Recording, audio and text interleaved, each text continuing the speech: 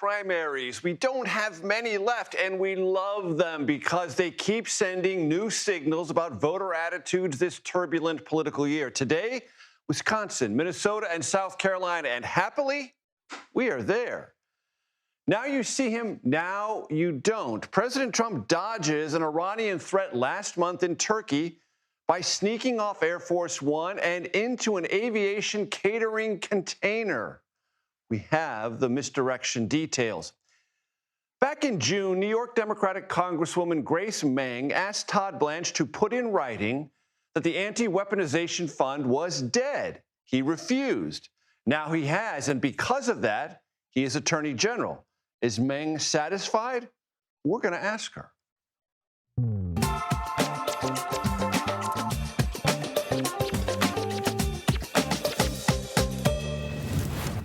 Hello, everyone. I'm Major Garrett in Washington. Welcome to the Takeout. Hiding President Trump in an elevated food container to secret him out of Turkey to avoid an Iranian missile threat. I admit, it is very tempting to start tonight's show with an Air Force One fugazi that seemed as if it could have leapt right off the pages of a best-selling spy novel. But we will not. We will not. Instead, we will let them speak. Who? Are the candidates running in primaries in Wisconsin, Minnesota, and South Carolina, races that will provide clues about Democratic socialist momentum and the MAGA mindset in one of the earliest states to attach itself to Donald Trump and his political fortunes. Let's start in Wisconsin, where Democratic socialist Francesca Hong, who I'm sure you have heard, has been critical of Thanksgiving and Halloween, still appears to lead in the gubernatorial primary against Milwaukee County Executive David Crowley, who you might remember appeared on the Takeout Friday. The Democratic winner will face GOP Congressman Tom Tiffany. Our Torian Small today walked with Francesca Hong. How do you feel going into this night? A lot of attention on your campaign, and a lot of Republicans framing you as this far leftist, out of touch with where Wisconsin's going. We are feeling strong, determined, and ready to unite a coalition to get wins for Democrats down another ticket and defeat Tom Tiffany. I think the extremist is the congressman who continues to be a puppet for the president. He is who voted to support Medicaid cuts, ripping food share away from our kids, the tariffs that are hurting our farmers. And so we want to focus on the issues that Wisconsinites care about right now. Is there any information about yourself, your background, that you think voters are potentially missing out on? I've cooked many great Thanksgiving dinners, and I'm not going to cancel Thanksgiving. Yesterday, Torian caught up with Tiffany, who will carry into the general election the baggage of President Trump's low approval rating and voter angst about affordability. So I voted for things like no taxes on tips, overtime, Social Security. We're doing these educational savings accounts now. There's some really good stuff that we have done. And so at the federal level, there's been some good things happen, but I'm focused on what we can do for the state of Wisconsin. So we can have a governor that just shouts at Washington, D.C. and doesn't get anything accomplished. I'm going to be focused on what we can do in Wisconsin, and that is to make our state more affordable, and we can make state government more accountable to the people of our state. In Minnesota, there is yet another insurgent versus establishment battle, this time for the Democratic Senate nomination. Lieutenant Governor Peggy Flanagan against Congresswoman Angie Craig. Flanagan is the progressive insurgent. Our Jonah Kaplan asked her to describe the current Democratic Party vibe. I think the energy is in making sure that we are taking that we are no longer nibbling around the edges, and that we're taking on the status quo. I think the Washington establishment is really disconnected from what's happening in the lives of Minnesotans and of Americans. They want bold fighters and folks who are willing to throw down for the things that actually impact their lives. Jonah also caught up with Craig, who, as you might imagine, rejects the establishment label. She prefers to emphasize her crossover appeal. Well, the lieutenant governor's been in politics a lot longer than I have. I stepped off the leadership team of a Fortune 500 company 10 years ago to run in a congressional district that had been in Republican hands for 3/4 of a century. I've been able to win over swing voters and lean Republican voters. You know, I'm not sure how you define establishment at this moment in time because I had never been involved in politics before Donald Trump and before I stepped out to make sure that Democrats had the majority back in 2018.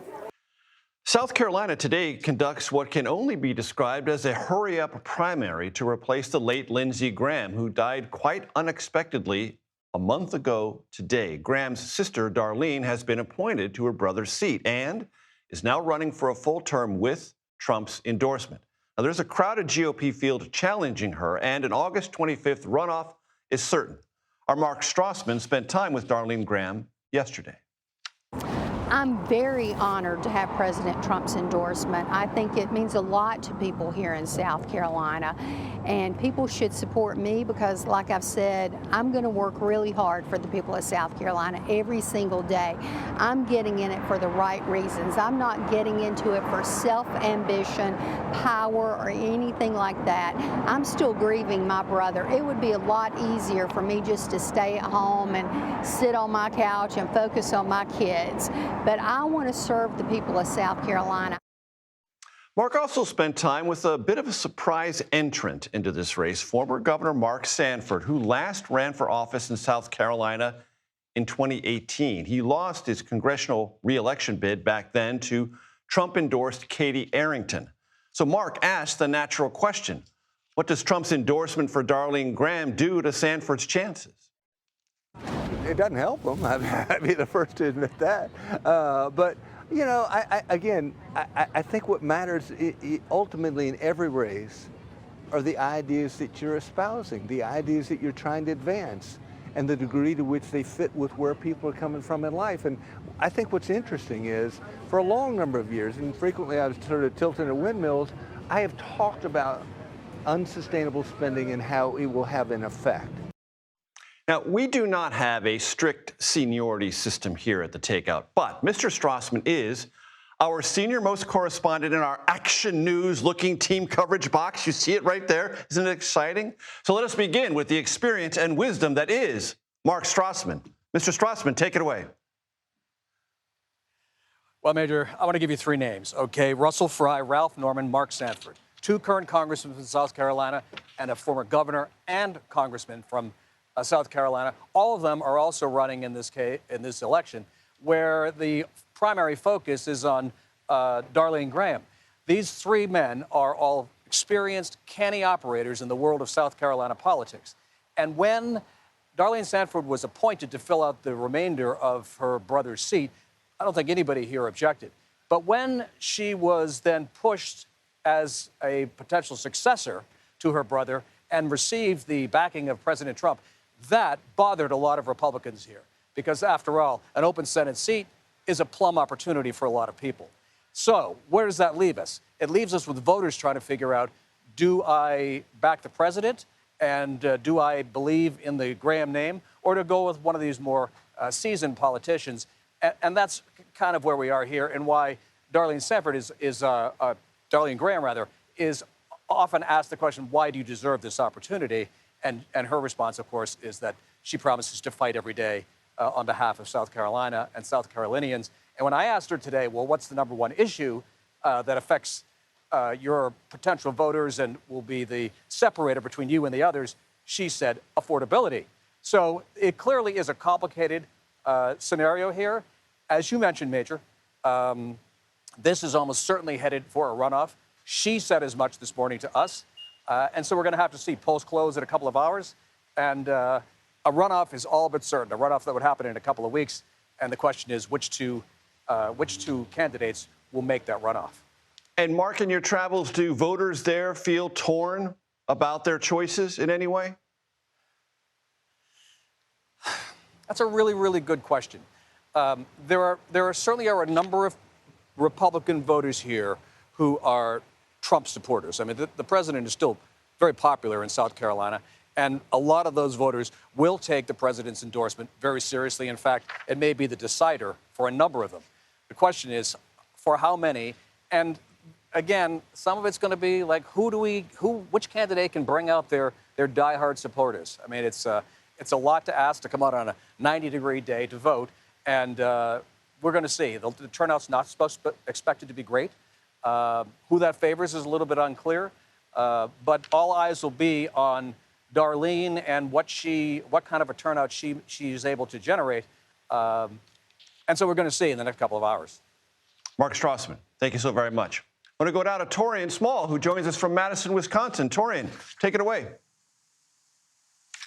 Yeah, so far we're seeing this race really narrow down to a narrative around Francesca Hong, the Democratic Socialist, who's also a state representative, who's been the center of relentless attack ads from Republicans who've already spent millions of dollars in this race. As you said from the top, she's not the only Democrat running, and her closest competitor is Milwaukee County Executive David Crowley, who previously dropped out of the race but returned as it started to thin out, and after receiving the endorsement from the sitting governor, Tony Evers. This is a question of whether or not the state is willing or open to accepting far-left policies under the banner of democratic socialism. I have to say, though, Hong's response to repeated questions from me and other people in the press today when it came to those attacks from Republicans is that she's running on policies that resonate with all of Wisconsin, not just Democrats. Housing, affordable child care, groceries, adjusting or giving back the surplus that Wisconsin has at the state level. But as it relates to Republicans, we spoke with, as you mentioned, presumptive GOP nominee Tom Tiffany, the congressman who's a part of the House Freedom Caucus. And Democrats are using that to fire back, saying that he's far too right for this state. This could be a matchup in November if Hong were to secure the nomination tonight of whether or not the two polar extremes sit or fit neatly in a battleground purple state like Wisconsin. And very quickly, Torian, Alexandria Ocasio-Cortez did not endorse Francesca Hong, neither did Bernie Sanders, and a lot of the influencers on the far progressive left not there to campaign for her. It looks like she's basically there with her team and her organization as it is. And I've also heard from your reporting that if she wins, she's going to reshuffle that team.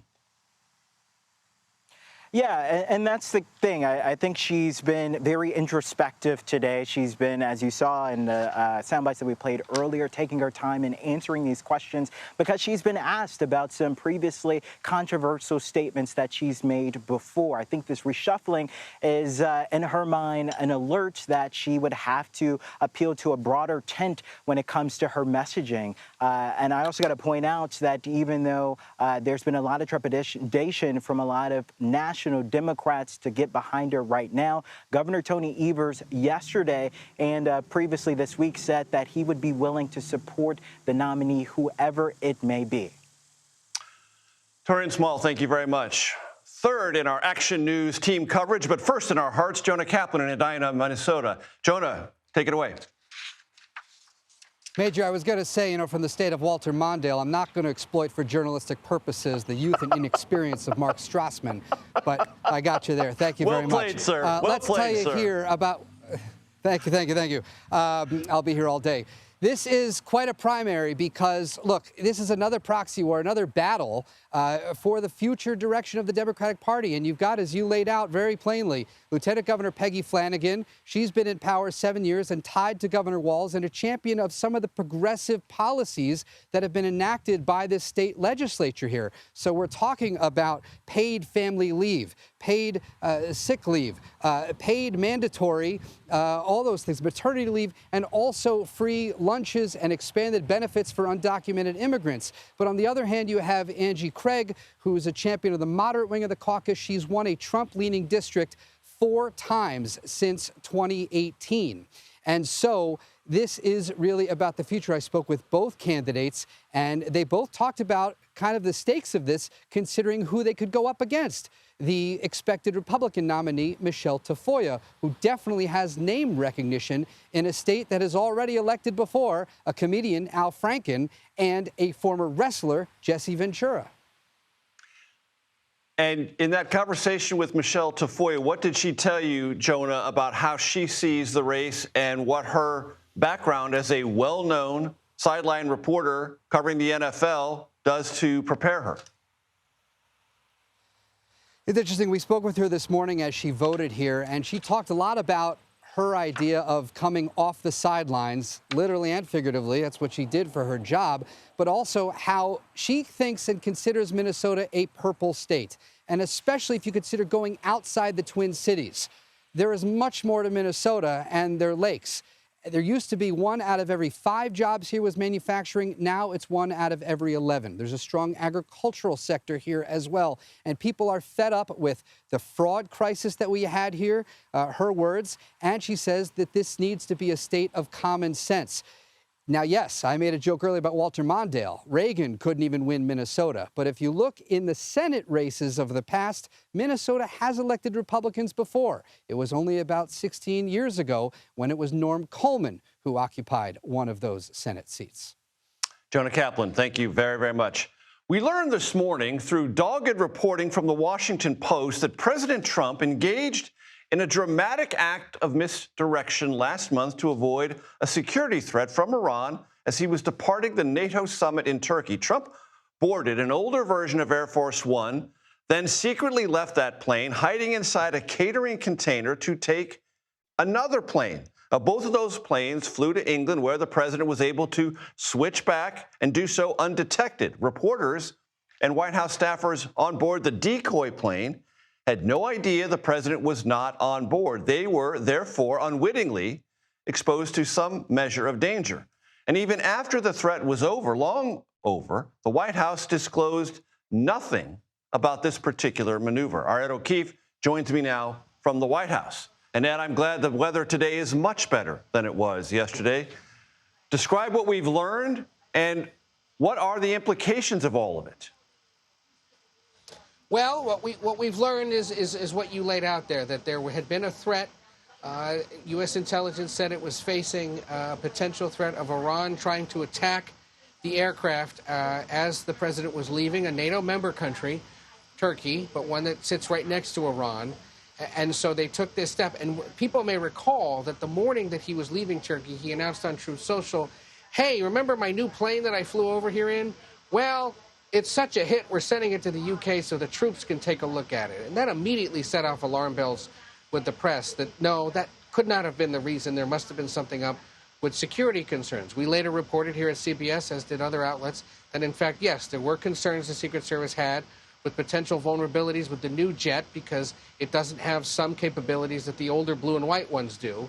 Well, now we learn it wasn't just about the jet, but it was in fact about making sure that the president himself wasn't on the jet that people thought he would be on, out of concern that it might get hit by some kind of shoulder-fired missile. So the White House not confirming this directly, but saying in part that there are enemies of America who have their sights on President Trump, and, quote, we use every tool at our disposal to address those threats. We spoke with former Secret Service officials today who say, look, if there was in fact credible intelligence saying he was at risk and they took these elaborate steps to get him out of there, then that was keeping with agency protocol. And given that he got safely out of Turkey to the UK, was able to board the new jet along with reporters and staff and get back to the U.S. safely, then the plan worked as it should have. Where there is concern here at the White House and in the Secret Service is that word of this got out at all, because it potentially blows their ability to do this again, either domestically or overseas, should he face similar threats in the future. And he continues to face regular threats from Iran and, of course, all the other attempted assassinations of the president in the last 2-3 years. So this remains a president definitely facing serious threats, and obviously now we see what the Secret Service had to do to get him safely home. Ed, very quickly, 2 questions. This is a decoy of a decoy. That suggests this was a pretty serious threat and that these maneuvers underscore the seriousness of it. Also, In 2000, President Clinton did something similar in Pakistan. Walk us through those 2 points. And the difference there is that reporters were briefed in advance that it would happen. He was going from India to Pakistan. They thought he would board one of those larger military transport planes when, in fact, staff and reporters did. He then walked around the corner to another unmarked white jet. They flew in a smaller version of the blue and white Air Force One, sort of like a Learjet-sized jet. I don't remember the name of it or the model number. And at the time, it looked as if that's the one President Clinton got off of because there was a Secret Service agent that resembled him, when in fact another jet flew in right behind it and Clinton got off of that one. So that's the one known case of a president taking a decoy aircraft into another country or out of another country into another country because of a potential threat. And at the time, it was Osama bin Laden that they were worried about and his terrorist groups ahead of 9/11. There have been times when presidents have flown into war zones. George W. Bush for the holidays, Barack Obama to Afghanistan. But again, reporters were briefed in advance and asked under embargo to keep that secret for the sake of the operation. In this case, no evidence that reporters were ever told this was going on. And that is what's caused some concern today, at least in the press. And yet there are those in the law enforcement community who say the fact that this was revealed at all now potentially puts the president at even graver risk. Ed O'Keefe, North Lawn of the White House. Thank you so much. I want to bring in former CIA officer and Marine Corps veteran Elliot Ackerman. He's also a CBS News contributor. Elliot, your thoughts on what Ed said and the contours of this story as we know it? Well, Major, I think the real headline for me is it just shows the stakes of the war in Iran. And let's take a moment to imagine how the nature of that war would change if something did happen to the president. And so this conflict could not be more dangerous, and the potential for it to escalate, I think, should have all Americans paying close attention. Yeah, walk us through that, Elliot, because if something had been fired at Air Force One, even though President Trump was not on it, that would be considered a full-blown mega act of war, and the entire attitude of this nation and its firepower, some of it withheld, would probably be unleashed or considered to be unleashed.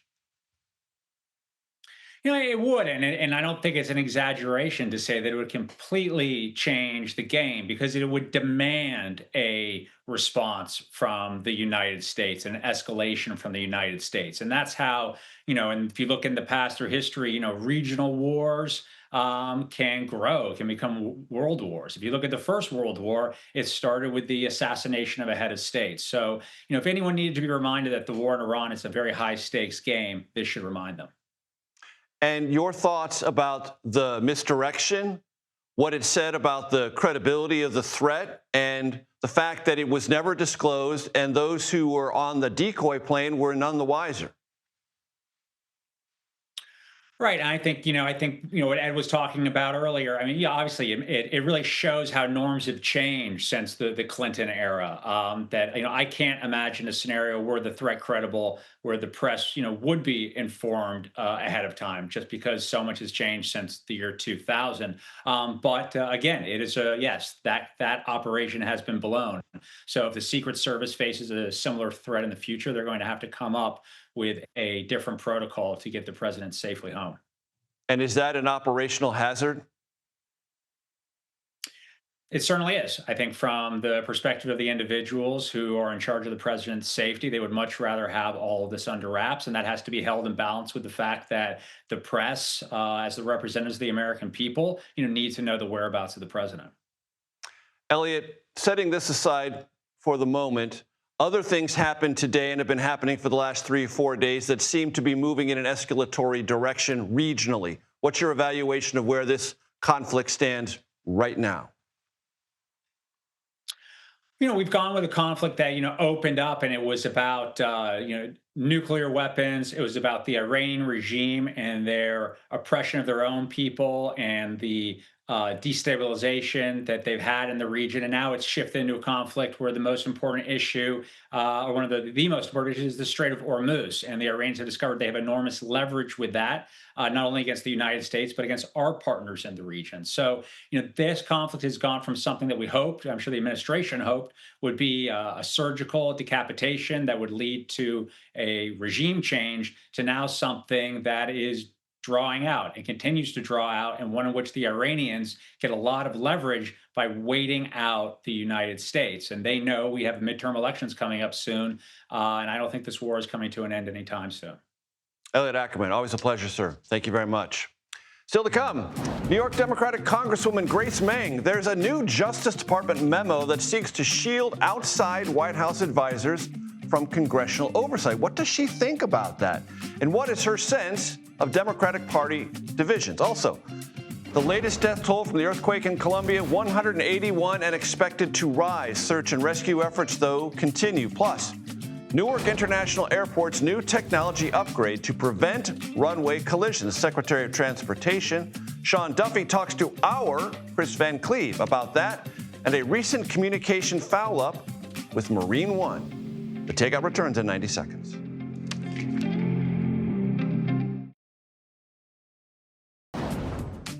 Welcome back to the Takeout. So good to have you with us. A new Justice Department memo came out last night. It says President Trump can assert executive privilege with so-called private advisors. These protections historically have been limited to executive branch employees. New York Democratic Congresswoman Grace Meng joins me now. She sits on the House Appropriations Committee, and if Democrats take a majority in the new Congress, she would be the chair of the Appropriations Subcommittee that oversees the Justice Department. So you are a very good guest to evaluate this memo and some other Justice Department related issues. So what do you think about this memo, Congresswoman? Hi, thanks, Major, for having me, and thank you for addressing this important issue. And this is an issue that unfortunately is not a surprise to many of us. We expected something like this to happen. That's why we pushed back against now Attorney General Blanche from getting confirmed. We knew that instead of acting as the attorney for the United States of America and its people, that he would act on behalf of one person, which is President Donald Trump. And we want to make sure that there is oversight. I will be, if and when the House wins back Democratic majority, we will oversee Department of Justice funding. And this is not something that the Department of Justice should be doing. They are working overtime to protect expected potential investigations into how President Trump has benefited. And what would the implication be for any president, this or future ones, if all of their conversations with people who do not work in the executive branch are suddenly covered under executive privilege? Well, my question and the question that many American people have is what is President Trump and what is the administration trying to hide? Of all the problems that the administration should be dealing with, this is one of his first actions after he is confirmed. It is clear that he is expecting potential investigations into the president, into the administration, and what wrongs may have been committed, and why else would he sign something like this? So back in June, you asked Todd Blanche to put in writing that the anti-weaponization fund, so-called, is dead. He refused in testimony to you.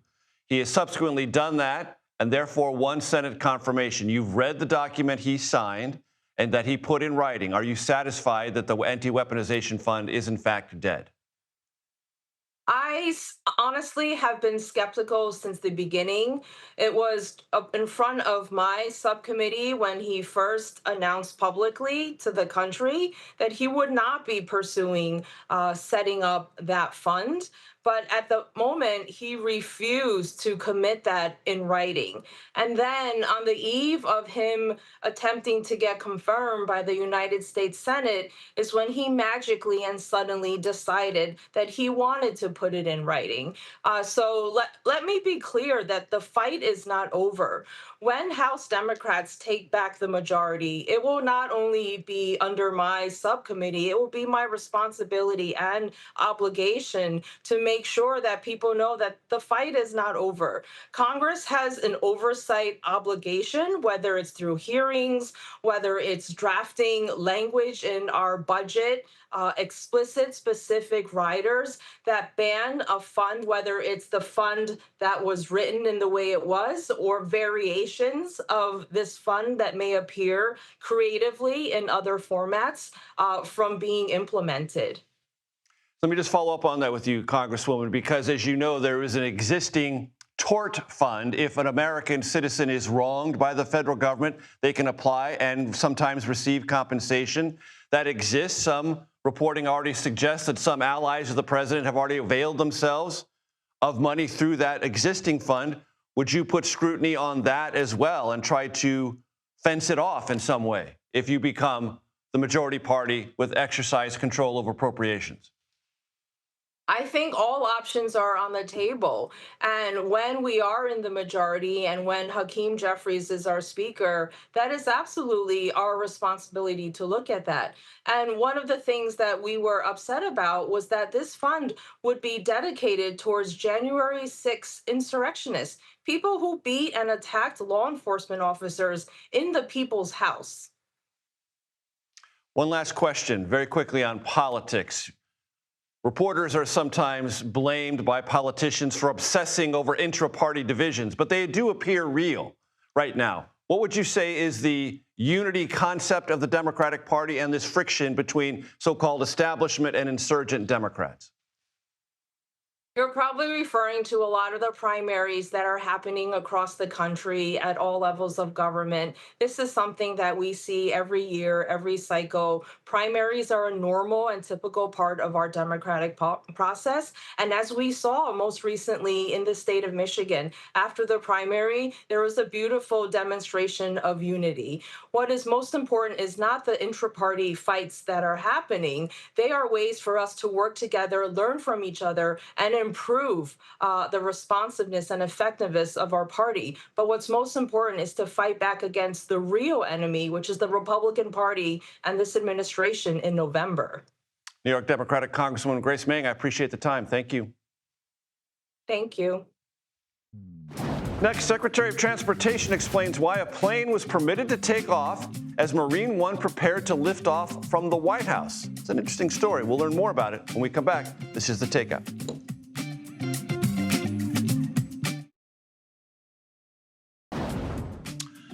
Welcome back. Top transportation officials traveled to Newark Liberty Airport today for the installation of a new radar system designed to help air traffic controllers prevent runway incidents, meaning possible incidents that could become accidents. CBS senior transportation correspondent Chris Van Cleve was there and spoke with Secretary of Transportation Sean Duffy. Chris, always great to see you. Talk about the technology. What is it and why does it matter? Yeah, Major, this is ground radar. It allows air traffic controllers to monitor all the things that are going on the ramp at an airport like Newark. The airplanes that are moving around, all the ground vehicles that are moving around, regardless of time of day or weather conditions, with an eye to avoiding potential accidents like we saw at New York's LaGuardia Airport earlier this year between that Air Canada regional jet and a fire truck on the runway. This new technology is replacing 30-year-old systems, so a huge upgrade here at Newark Liberty, a similar system being installed on the DCA tower in Washington this week as well. But that's really just phase one. Phase two of this air traffic control overhaul deals with AI software DOT believes will allow controllers to operate the airspace more effectively, more efficiently, and safer, even in bad weather like we're seeing today. Take a listen. What changes your experience is brand new software. So we have developed new software. It's going to be deployed in September, and we're going to slow roll it. It's got to be tested in very confined areas as we roll it out. And so I think that as we look to next spring, and this gets fully rolled out, what you're going to find is with the software you can better navigate weather safely, right? So we take a meat cleaver approach when you have weather. Shut it all down, right? Don't let anyone fly. And with the software, we can better find tracks and movement for aircraft to navigate weather and do it safely. So maybe next summer we talk about a more reliable operation? I think you'll see next summer a much more reliable. We won't be done, but you'll see a marked improvement next summer versus this summer. And the last several weeks have just been brutal for flyers, particularly in the Northeast, Major. Thousands of delays again today because of weather. And Chris, there was an episode here in Washington, D.C. involving Marine One and an aircraft, commercial aircraft at DCA, Reagan National. Walk us through what the Transportation Secretary told you about that. Yeah, so this incident here, after the DCA mid-air collision, remember, they halted air traffic, commercial air traffic, when helicopters are in the air, especially Marine One with the president on board. But somehow last week, Marine One was in the air, so was a regional jet. There was a loss of separation, no risk to the president because they weren't on a collision course, but it shouldn't have happened. And it turns out it exposed a communications issue between Marine One and the tower. Take a listen. What happened with Marine One at DCA? I thought we were done with those sorts of incidents. There's a system in place where Marine One lets the tower know that they're going to lift off and they give them a warning. Well, the message was garbled. The tower didn't hear it. And so Marine One lifted, the tower wasn't aware, and so there was a loss of separation, but there was no danger. The flight paths were never going to cross. The president was never in any danger. But how does Marine One and the tower not be able to hear each other? How does that happen? Well, so if you've been to D.C., there's been a lot of infrastructure that's been built in Virginia and in the D.C. area. And so we have some interference with our antenna. And so we're working right now on fixing that communication and deploying a different memo of understanding on how we communicate and how we verify that communication. Because again, that should not happen to the president. But what I love is that the president's team that works on Marine One and our team all are mission aligned and working together really well. And so we already have a fix in place, and that should not take place again. And as you heard the secretary say, a fix in place shouldn't happen again. We'll, of course, be watching, Major. Scarier than it should have been. That's where we're going to file that under. Chris Van Cleve, thank you very, very much. Coming up, Russia released a wrongfully detained American, Robert Gilman, who served in the Marines and spent 4 years in captivity. He's on his way home now. We'll have more on that. You're watching The Takeout.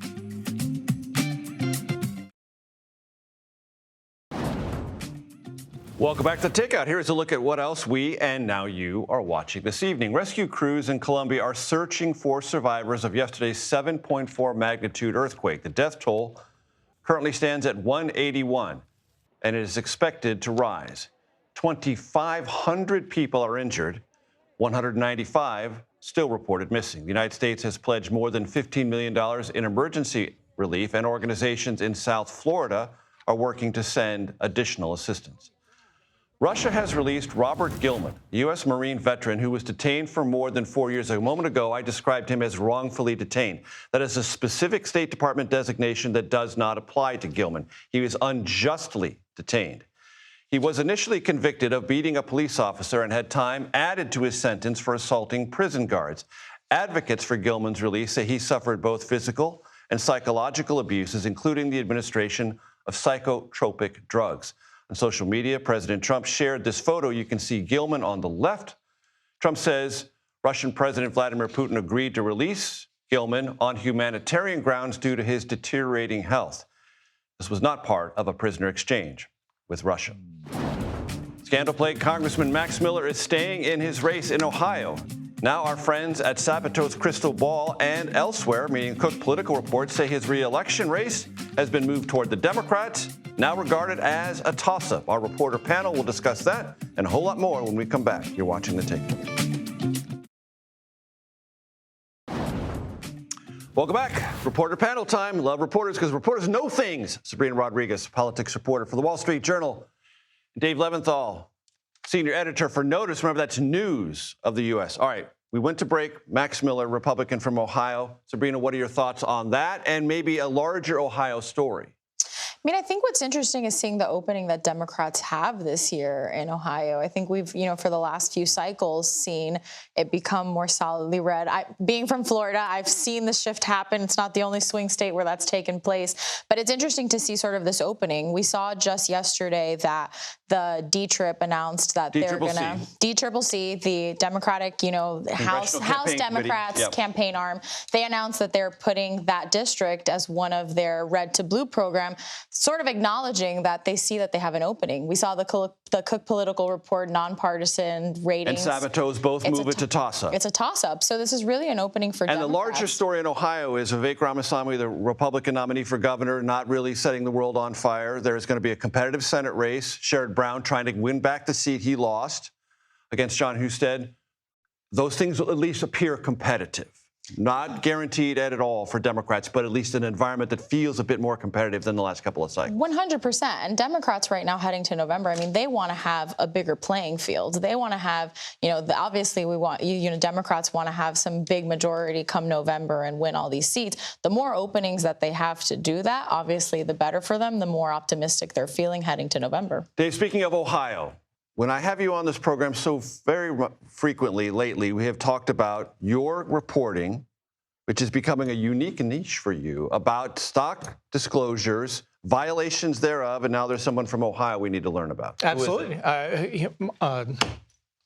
You got the good congressman from Ohio District 6, Michael Ruley is his name? Well, Michael Ruley is the latest. Is the latest, okay. And then you have Ron Wyden in Ohio. You had Julie Johnson last week. And when you add them all up together, just 3 members of Congress in the past week have violated the Stop Trading on Congressional Knowledge Act of 2012, which was a law that Congress passed for itself to govern its behavior when it comes to the personal finances of these lawmakers intersecting with their public duties. Talking about what's going on in the here and now in 2026, this has become an issue in many, many races all across the country because it speaks to the issue of corruption, which, of course, is something that Democrats... And what are they doing that they should not be doing? Well, Democrats love to talk about corruption, but this is truly a bipartisan phenomenon. And what they're doing is they're failing to disclose just the basics about what they're doing in terms of buying and selling stocks or bonds or cryptocurrency. And in some cases, including the ones that we just mentioned, these are stock trades that very much intersect with the committee assignments that lawmakers have, the votes that they're taking, and it calls into question whether they're ultimately going to do something about it. We had just last month the Stop Insider Trading Act passed in the U.S. House, which is something that Republicans support. And, a lot of the people that we just mentioned and others voted for it.